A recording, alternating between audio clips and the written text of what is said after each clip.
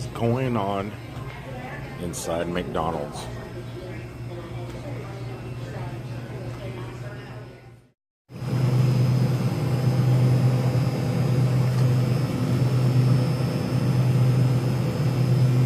Yuck.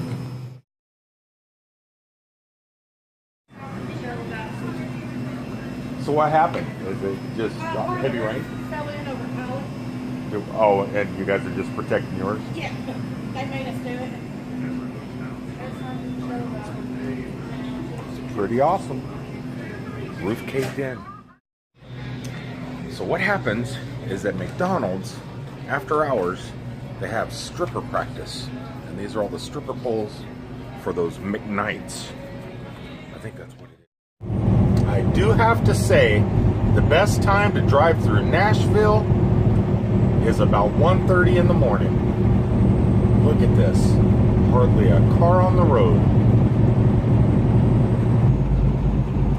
Also, you get to see that awesome Nashville skyline. All lit up.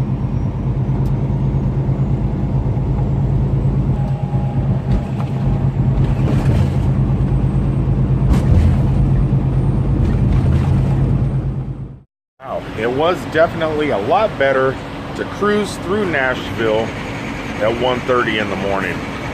I just shot on through. That's never happened before. Especially never while recording a daily vlog. It's a daily vlog that happens at night. Look, it's dark out there. I'm just outside of Nashville, getting ready for my daily fueling, which I'm gonna do right now. Fuel up so I don't have to stop again for the rest of the night. Pulling another all-nighter. That means I'm gonna be sleeping in the daytime. What are you gonna do? What are you gonna do? I can tell you what I'm gonna do. I'm gonna get some fuel.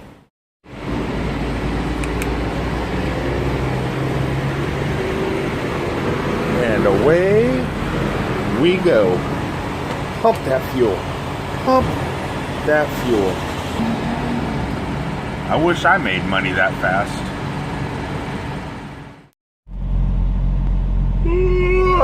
It's been a long work day, night, whatever it is called. The sun is up. It's shining bright. I'm down here in Georgia. Only about 700 miles left to go. So I'm gonna run in real fast, eat, because I've been working all night, so I need breakfast. So it's time for a little bit of Georgia waffle. Yeah, I'm definitely getting hungry and need some coffee and my special drinks that are still not available because the racetrack over here is still closed. That's the hotel I stayed at last time I drove by here.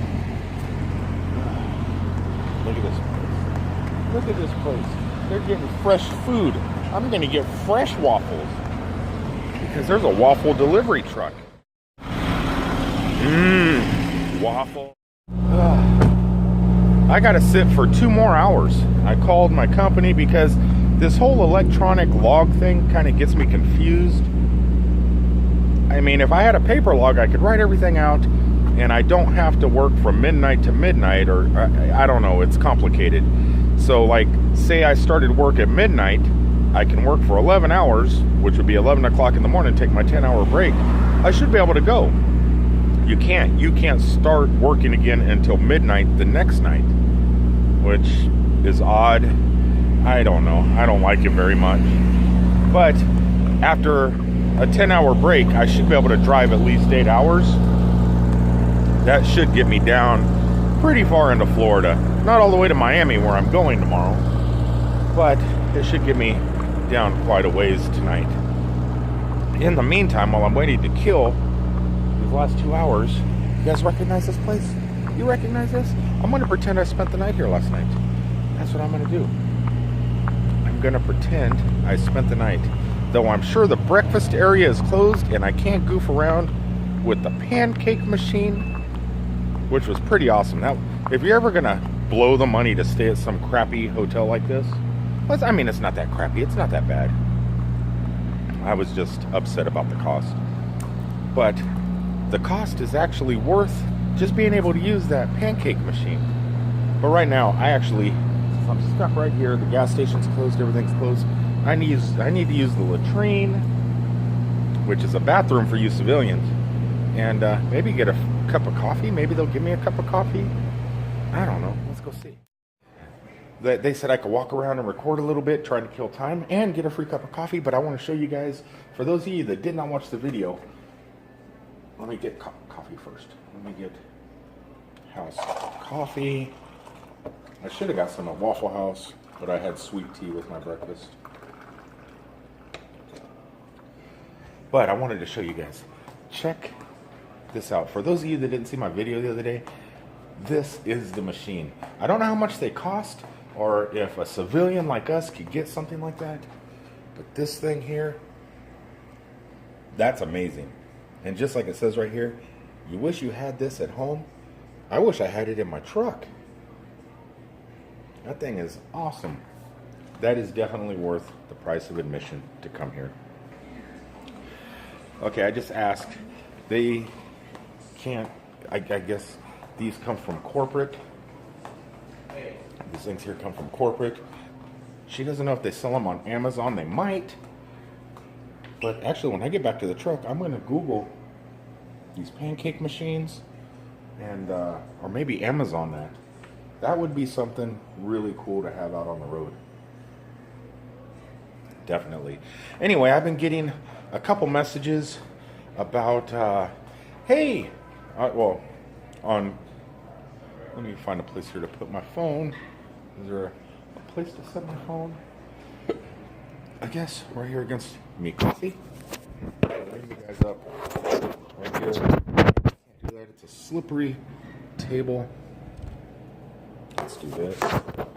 Stay, you. Is it gonna stay? Boy, how can I do this? I got the coffee cup. I'm pushing it, trying to lean the phone up against. Yeah, that works. I can pull out a chair, kick back. Oh, but you can't see my head. Slide the coffee back a little. Wow, that's awesome. It works. All right, a couple videos ago, people asked me today. I actually got the messages today. I do read all the comments. I can't always reply to the comments because I'm working or driving or doing something, and but when I do get a chance, I go through them because I get them as notifications. So I do read every single comment. David, I don't remember your last name. I read it when I was up at the truck. Asked me to talk a little bit about when I was in the military. And I don't know what you guys want to know about the military. It was just the military. I was young, married, 2 kids, trying to survive in the Northern California mountains from up in the Lake Tahoe area. And then I got a job working with the Forest Service up in Humboldt County on the Avenue of the Giants and the Redwoods. And I was having a really hard time taking care of a family. And we didn't have health insurance, medical insurance. And what am I going to do? What am I going to do? So my grandfather was dying out in Texas, and he was a war hero. A lot of people say, you know, my grandpa was a war hero. You know, my grandfather actually was. He had the most combat jumps in World War II in Germany or something. And I guess he went down in history as the paratrooper that had the most combat jumps. And yeah, so it's in the history book, so anyway, he was passing away in Texas. He moved from California to Texas because he had emphysema and the air was better and cleaner, better for his emphysema. So they sold their house out in Riverside, California, moved out to Texas, and I got word that he wasn't doing too good. So me, my wife, and newly born child at the time drove out to Texas to see him before he left. Not left to go to Texas. He was already in Texas before he left for his final stays here in the physical world. And he was kind of worried about me. He was worried. He goes, Rick, join the Army. Join the Army. They'll take care of your family. They'll take care of you. They'll teach you to be a man and all that stuff. And there's no combat going on. We live in a peaceful world now. Little did he know that things would change not too long after he passed away. But he talked me into it. So it sounded good. You get military housing, medical benefits for you and your family, PX, commissary privileges, kids go to a decent school, and we get to travel the world. And so I joined. Got stationed at Fort Stewart, Georgia. Well, I went to AIT, and I went basic training at Fort Dix. I went to AIT at Fort Bellevue, I think it was, in Arlington or whatever, up near Washington, D.C. And then got stationed at in the 24th Infantry Division at Fort Stewart, Georgia. Everything was going pretty good. The Army was awesome. It was probably some of the best times of my life. And then we ended up having to go to Kuwait and Saudi Arabia. Well, we went over for Kuwait. And at the time I was Ranger support. It was I volunteered for a lot of stuff. I enjoyed it. I was the person where they said, hey, we need someone to go into Baghdad with these Rangers to keep their equipment going and stuff like that, because I was Ranger support at the time. I did a lot of generator work and stuff like that, and up at the front when people traveled, they needed power, they needed electricity, they needed their motors repaired, and just to keep going, because that was our high-tech infantry. We had motors, we had generators, we had all this stuff. And so I figured, well, heck, I'm overseas, going to do stuff. I'm going to volunteer for everything I can. I want to see and do everything. And did that. Spent 2 years about 20 kilometers just outside of Baghdad, and came home, ETS'd. I don't want to talk about too much that happened over there. It's not because it's top secret. Nothing was really top secret. Though the media at the time, it was kind of like it. They were giving everybody here in America different stories than what was really going on. I know because my wife was still here in the States, taking care of the kids. And every once in a while, we go into town or something and we'd be able to make a phone call. There was no internet, no computers. The newest thing at the time was the old Nintendo Game Boy. That was our tech. So, and Polaroid cameras. They were our best friends. But, she would tell me what the news is, what's on the news, and I would ease her mind by kind of explaining, no, that Scud missile totally missed us at the port, it was nothing like they showed on the news. They over dramatized some of the stuff. But so nothing was really top secret, but did things. Sometimes you do that. It's wartime. At least it was war for a couple of days, but you do things you don't talk about too much. But all in all, it was probably some of the greatest times of my life. I got to swim in the Persian Gulf, which was like swimming in a beautiful aquarium.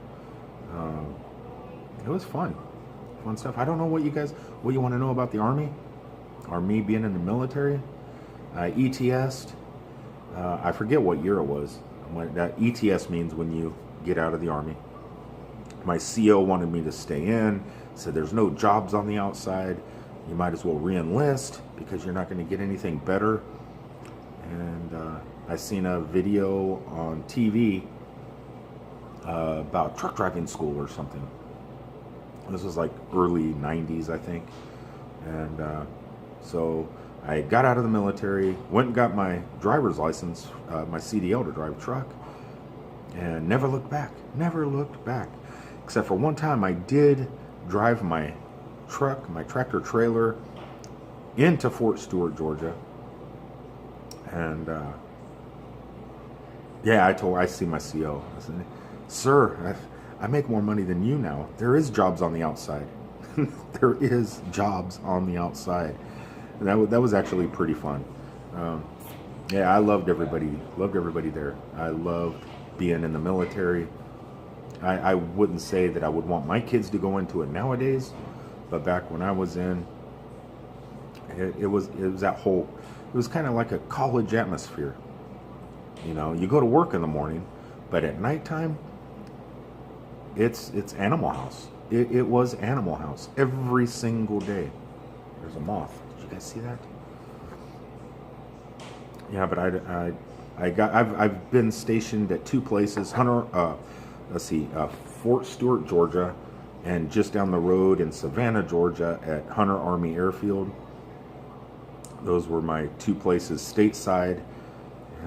I wish I could have got Hawaii or Alaska or Germany or somewhere cool, but no, I got stuck in Georgia when I wasn't overseas in Southeast Asia, because that's where Iraq is. Southeast Asia. I never knew that until I got there. You think there's a kitty cat out by the swimming pool. Yeah, but I don't know what you guys want, what you wanted to know about my military career, other than I enjoyed it. I would do it again. Yeah, even now, if I was young right now, even with the problems and the way the government is, even though I don't believe in a lot of the stuff our government does,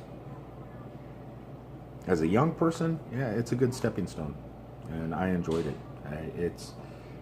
It was fun. It was fun. Now that I'm done talking about the Army, it's time to go to the bathroom and head back up to the truck. Yeah, the staff inside this Holiday Inn Express, they changed my mind about this hotel. I might stay here again. Very friendly. Very friendly. Even though I'm not happy with the cost, I am happy with the staff, and the room really wasn't too bad. And they know I'm not staying right now. They let me go inside, use the bathroom, sit down in the cafeteria area, get free coffee, and I didn't have to sneak. I actually asked.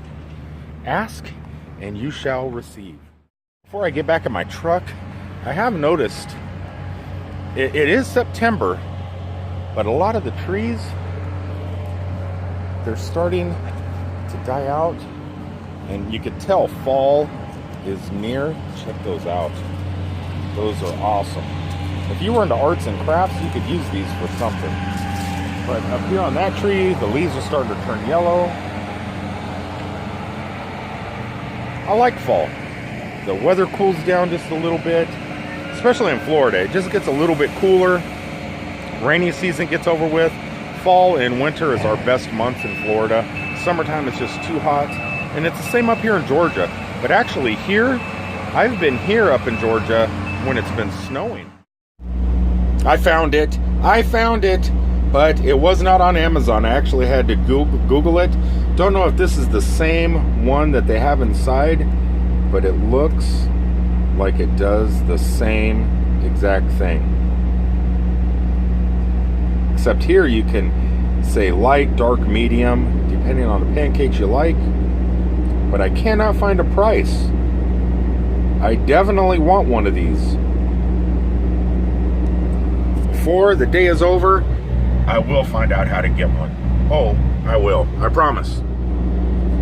Don't know if I'll be able to afford it, but I will find out how to get one. Found it. I found out how to get one and the cost. I don't know if I could justify purchasing one at what they're charging. It's actually just a little bit more than Microsoft's HoloLens. You have to really love pancakes. But there it is. $3,950. That is pretty awesome. If they could drop that price maybe $3,500, make it about a $300 product, it would be in this truck. It would replace where my oven sits up there. That's where I would put it. Every night before bed, I would be eating pancakes. And I would never have to come to places like the Waffle House again. A lot of in-cab video today. Pretty much been like that all week. I haven't been able to go out and do anything. When I think that I'm able to turn my life around, start working days again, instead of pulling all-night shifts, my company messes with me and gives me loads like this where I have to work all night, and I can't really stop and do anything, especially for my other channel. My other channel, the Almost Daily Vlog channel, is suffering because I'm working nights, and there's not many attractions open at 1 o'clock in the morning. Today's not going to be any different, but tomorrow, after I deliver my load, I'm going to be out of hours down in Miami, so I'll sleep a little bit in the daytime and hopefully get back on a regular schedule. There's some things I still want to document coming back up from Miami that I discovered out in the forests, the jungle areas of the Everglades, that are old roadside attractions, things of the past, things that were there in the 1940s that no longer exist, that I actually want to document. They're overgrown way back in the jungle. And I would like to do that this trip, but we'll see. But I'm going to go ahead and end today's daily vlog because I have 36 minutes left and I should be able to drive again and start a new day. It's messing up my daily vlogs too, because normally I record during the day. Last night I had to start when I started driving and doing my shift. And then I go home, I come here, sleep well, wake up, and actually it's a new day starts for me, but it's actually the same day. I get so confused. So confused. Everybody's leaving. I got notified, before I let you guys go, I got notified. This guy, there's a truck. I don't know if you guys can see him. Is he? Oh, he's gone. There was a truck right back there behind me. He came out of the Waffle House, walked up and knocked on my door and said, I don't know if you realize this, but there is a fire hydrant somewhere over here. There's a fire hydrant somewhere. I don't know where it is. There is one. You just can't see it. It's right past the lip of my sleeper right there. And I guess the local police and stuff like that, if you go in to eat, you come out from you're finished eating, and the police will put a boot on your trailer. They'll boot your trailer. At least that's what he told me. But I have a hard time believing that, because when I stay here at the hotel, plus I asked the people inside the Waffle House, and they said no. If you're here eating, this is the only place to park for trucks. There is no other place on this street to park. If you're in here eating, they're not going to mess with you, because the parking lot goes around to the fire hydrant too. And because the hotels have no truck parking, they have you park out here on the street, and they have some sort of agreement with the city. So I think that guy was just trying to mess with me. I don't know. Why would he go out of his way to mess with me? I guess people are strange. Vlog over, guys.